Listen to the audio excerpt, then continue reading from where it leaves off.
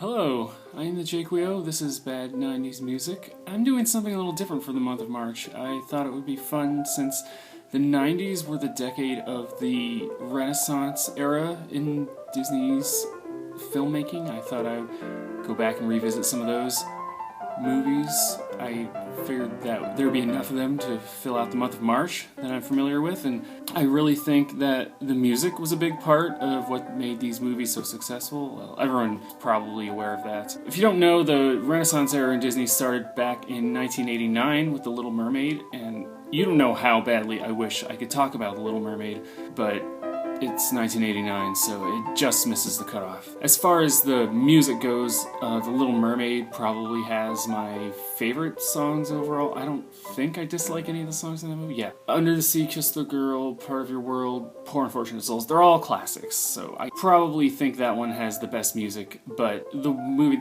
that I'm going to be talking about actually tonight, Beauty and the Beast, probably has my second best set of songs, my second favorite music from a Disney film, plus the movie itself is actually better than Little Mermaid, so I'm glad I get to talk about it instead.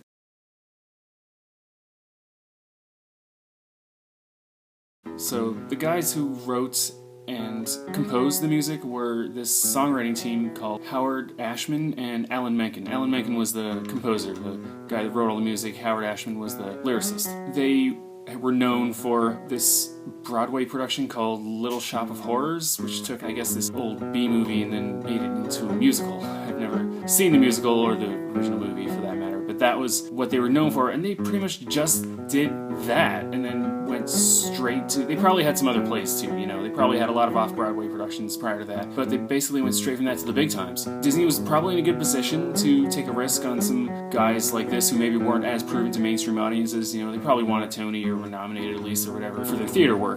They hadn't done any music for films before, unless you count the film adaptation of Little Shop of Horrors. So work on some music or to compose a set of songs for a studio that had been in like a slump for the past 3 decades straight. Like the whole period with Disney from the 60s to the 70s to the 80s, the whole story is just one of turmoil. They just couldn't get their shit together for whatever reason.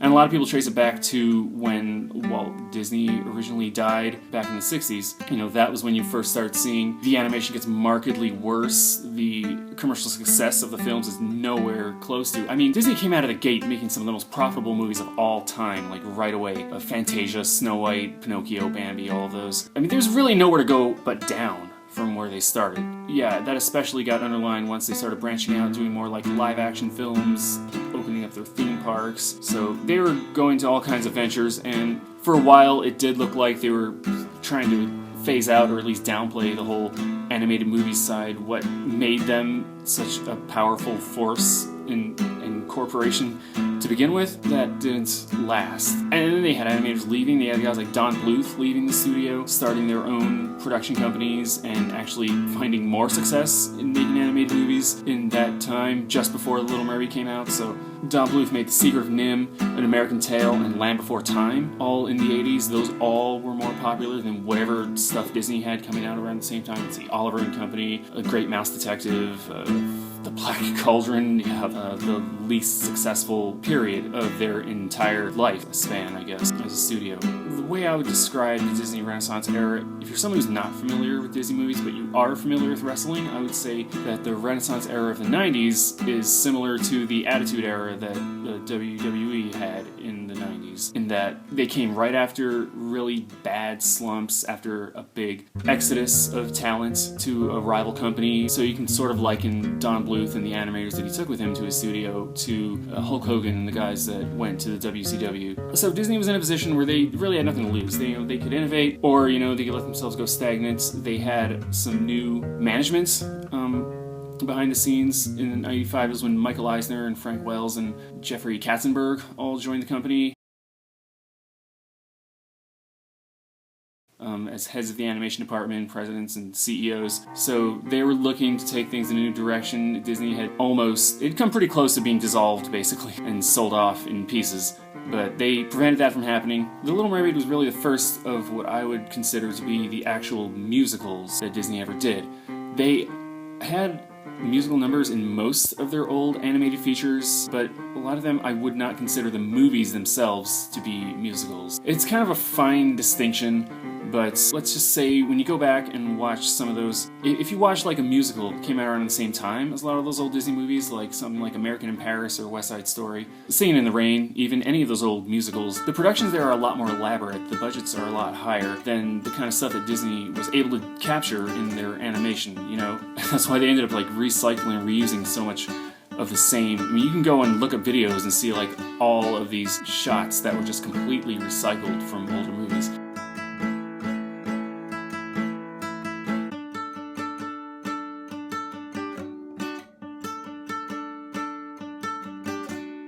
I'd say, if anything, The Jungle Book probably comes the closest to being a true musical to me when it comes to their older stuff, as opposed to just simply being cartoons that happen to have musical numbers in them. And I think the distinction that you can make there is that the musical numbers in the older Disney films, to me, seem to be more whimsical. You know, they would maybe have one theme song or one song that was relevant to the plot in any way, and then the rest would just kind of be a bunch of filler or just a bunch of nonsense or just some silly tunes to like kill time. That was the way that it seemed. For the most part, they would confine the theme of the movie or whatever plot exposition they wanted to get across to one song. Now, Little Mermaid was the first one, to me, that really made those numbers crucial to the story and to the characters and the themes of the movie. Instead of creating movies where you could take the songs out and it wouldn't really make any difference to the story, this movie was structured in a way that if you took all the scenes where there's no songs out, the movie would basically still work as a 3-act story. So Little Mermaid was the first one to have done that. All the important moments in the film are conveyed through song, through musical numbers. And then Beauty and the Beast was the second one to do that, and that came out in 1991. And this song is called Belle. This is the opening musical number in the movie. There's a short fairy tale style prologue in the beginning of this movie, but then other than that, this is the first part of the movie actually that unfolds. Little town, it's a quiet village. So I want to talk about this song a little because there's this really lazy Twitter joke that I've seen that's basically Belle sings this line about how, you know, every day in the town is the same, or it's a really simple place, and every day like the one before. There goes the baker with his tray like always, and then the townspeople say back to her, oh look, there goes Belle with her daily mean song about us. And I never really saw it that way, I guess. I always kind of felt like she was commenting on these people with a sort of detachment. I didn't feel like she was passing judgment on them. They passed judgment on her. I mean, to me, this whole song, all the parts that she's not singing is just them talking about her, being obsessed with her. Look, there she goes, that girl is strange, no question. Never part of any crowd, 'cause her head's up on some cloud. And not knowing what to make of her, really. That's clearly what the theme of the song's supposed to be. But behind that fair facade, I'm afraid she's rather odd. Look, there she goes, a girl is strange, not special. It's a pity and a sin, she doesn't quite fit in. And if you interpret this song as Belle just throwing shade at all of the people in her town for not being as cool as she is, or being whatever, being too elite for them, or too good for them, you are just intentionally misreading this song for the sake of a joke. I mean, it's kind of a funny joke, but no, I never really agreed with it. Bonjour! Bonjour! Bonjour! Bonjour! This song introduces just the whole setting, the whole character, who she is, where she is. It's what you would refer to as the place of rest in storytelling terms. And the interesting thing about the song is the next musical number that you hear in this movie is basically the same song again. It's just after the scene where Gaston goes and tries to marry her, she goes outside and sings another verse of the song herself. So this is the reprise of Belle. And for once it might be grand to have someone understand. Oh, by the way, this is Paige O'Hara singing. She does the voice of Belle, and she did the singing as well. I feel like the songs also got a lot more emotional starting with this songwriting team as well. I never felt like those older Disney movies really tried to capture any genuine emotion. I mean, you can hear the roots of something like Let It Go right here in this type of song, or even in like Part of Your World. So what's interesting about this movie is it is concerned, at least in the beginning, with what Belle wants. Belle is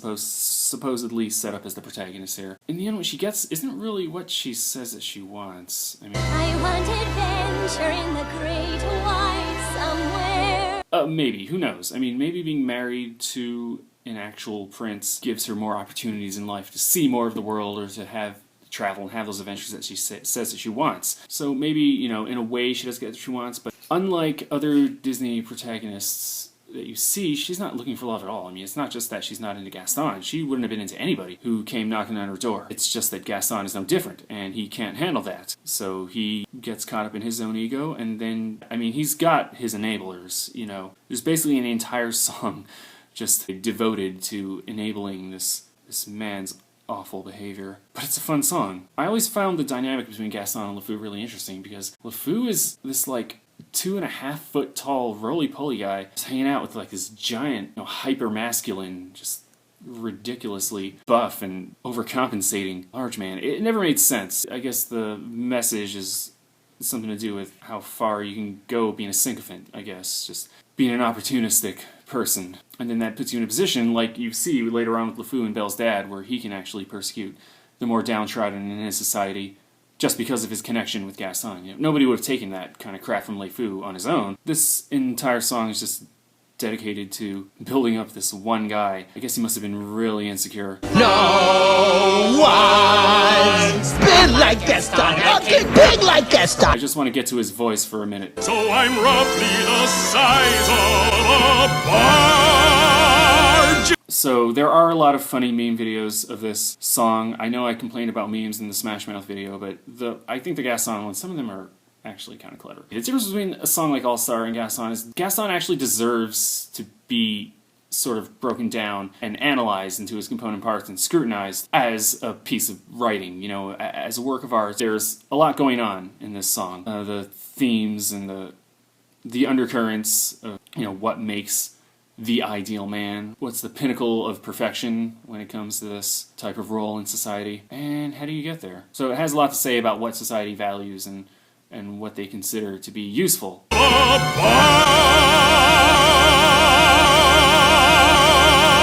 It's just so ridiculous. I can't get enough of it. I mean, even though the theme song is probably the most popular one, to me, the one that sort of transcended the movie was this song from Lumiere, who's the candlestick man in this movie. It's called Be Our Guest. Be our guest, be our guest, put our service to the test. This was a song that was recognizable even if you had not seen the movie at the time. I hadn't seen it, but I still knew what people were talking about. It's the first time that you hear Angela Lansbury singing, basically, in this movie. It's a guest, sakes alive and I'll be blessed. Wine's been poured and thank the Lord. And it's interesting because this was still before Disney started having famous people do the voices in their movies. I don't think Little Mermaid had any famous or recognizable people doing the voices for Little Mermaid. Maybe Buddy Hackett, that was probably the most, you know, and then maybe some of the other voice actors became famous because of that movie, but as far as people who were known prior to that movie, I think that was the only one. And then for this movie, they kind of did the same thing. They just used experienced voice actors for the most part, and then character actors and voice actors. And Angela Lansbury, who is at the time known best for being on Murder, She Wrote. That was the only thing I had known her from anyway at the time. I'd never watched the show, but it was like in syndication at the time, so it was always on TV anyway. And that voice is unmistakable. I just love her part in this movie. Heaven's sakes, is that a spot? Clean it up, we want the company impressed. I don't know, Angela Lansbury's voice is just perfect for these. It's so easy to see how it could get too silly or too twee if it were somebody else doing it. She knew how to find that line, I guess.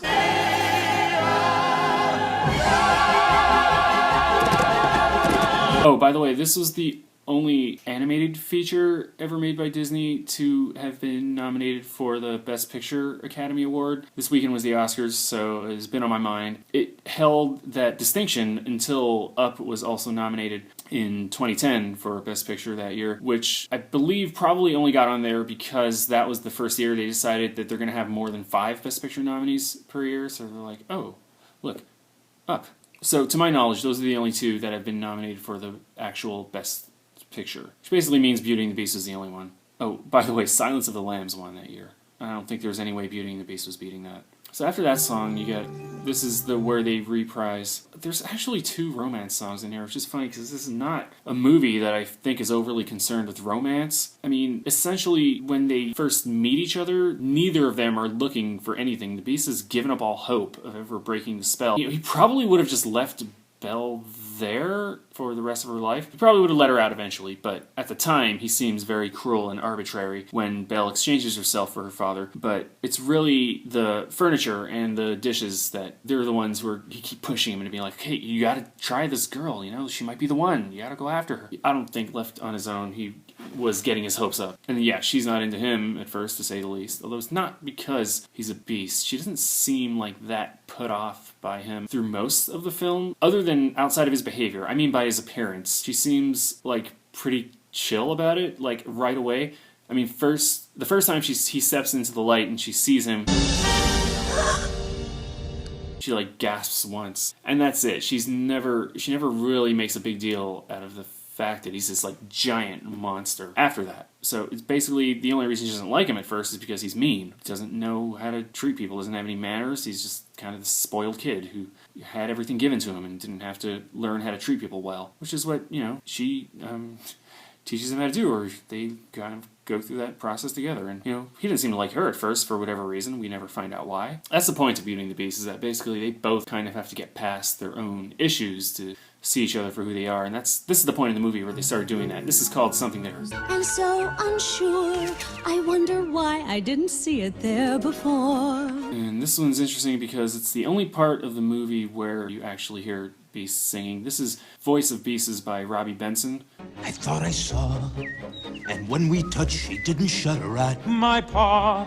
Yeah, the guy's definitely not got as big of a voice as Gaston. And there's the part that they reprise the song at the beginning, Belle. New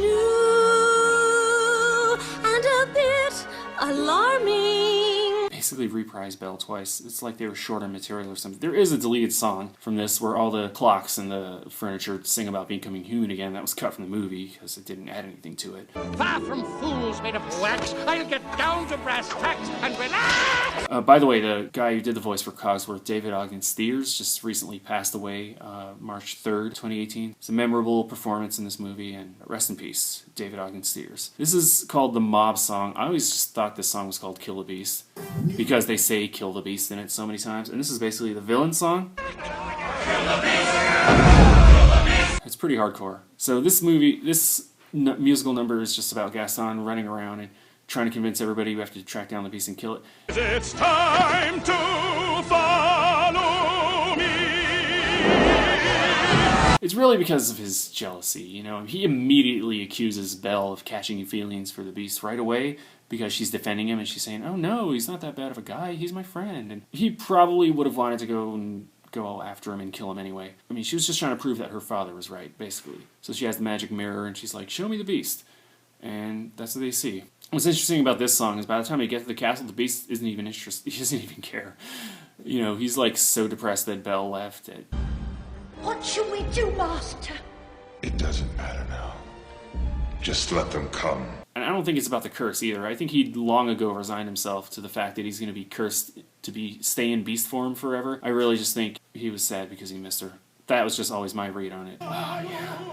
Dude, if I ever go to war, this is what I'm going to put on when I'm marching. See, he's getting a thrill out of it. You know, it's not just he's jealous. It's not just that he needs to prove himself as a big man who can protect the village. He is a hunter. You know, he enjoys hunting down animals, stalking them, and killing them methodically. And it's just so bloodthirsty. And, you know, there are a lot of other songs like this in Disney movies. There's like the Savages song from Pocahontas. There are songs where the villains just talk about how much they want to kill the protagonists. But to me, this is the best one. I don't really care for those. I mean, I like the more general villain songs about, you know, their evil schemes, I guess. Yeah, as far as just straight up going to war songs, this is my favorite. I'm probably going to end on this one. This is the theme song for the movie called Beauty and the Beast. Barely even friends, then somebody bends unexpectedly. And it's interesting. This one's sung entirely by Angela Lansbury. It's a third-party romantic song, basically. But I wouldn't want anyone other than her doing it. Song as old as rhyme, Beauty and the Beast. I think this is the first time where they started doing pop song versions of the songs that were in their musicals. And this one's by Celine Dion and Peabo Bryson. It's a duet. It wasn't a duet originally. I don't know why they decided to make it a duet. I guess the idea was that one of them would be Beauty and the other Beast, but it's still told in third person, so it doesn't make any sense.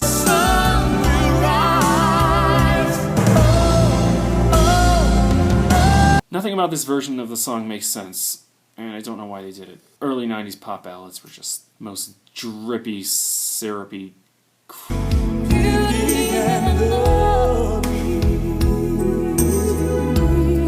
I mean, okay, I don't hate everything Celine Dion ever did. This is not what I want to hear from her, I guess. And Peabo Bryson, I'm not really familiar with him at all, other than from this song. I know he's probably got some hit songs in his own. That's it. Those are all the songs from Beauty and the Beast, other than the ones that were cut out for time.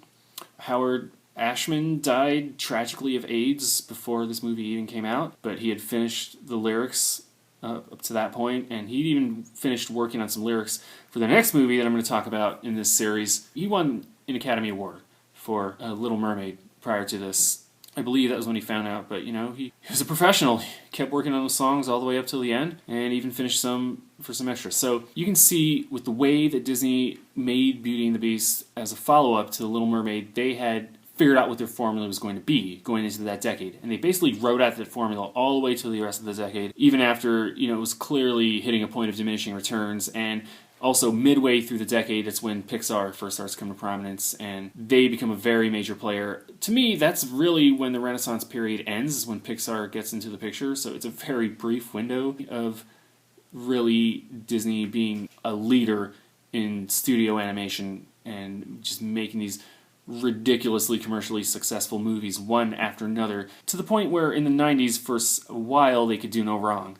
And then when Pixar steps in, that's when it kind of becomes like, okay, Disney's not the only game in town, or they're not the unstoppable powerhouse that they were, but, you know, they're still, you know, the ones to beat. They're still the heaviest hitters. And, you know, they're still having successful movies, but it's really in the early 90s that this thing peaks. And I'm going to talk about a lot more of those coming up this month. I remember watching that one a lot growing up. I still have not seen the remake. I'm probably not going to. It's just, I never saw the purpose of making it. The original's the best version of it that you're going to get. This is Disney at its best. Maybe a couple of the classic movies that Walt worked on really closely when he was still alive. Few of them you could probably bring up to be at the same level of sheer invention, of storytelling, of entertainment, of animation styles. And they definitely needed this. There's no way that they would be the juggernaut that they are now without it. We are experiencing, I think, something of a Disney second renaissance going on right now. Some people have taken it to calling the revival era the one that we're having right now, because they have been having a lot of successes all in a row. But we'll see. You know, we'll see how it goes. So far, I think as far as having an identifiable style, as far as understanding what their strengths are, building on those, and, you know, basically controlling the culture to the level that they did in the early 90s. I mean, there wasn't as much competition for people's attention back then as there is now. So it was really easy for them to step in and just take over and just explode beyond anybody's expectations. And they kept it up, you know, pretty admirably for a while there. But I'll talk about some more of those in the next few weeks, and I hope you'll see me back here again for the rest of the month of March. I'm the Jake Wheel, and this was Bad 90s Music.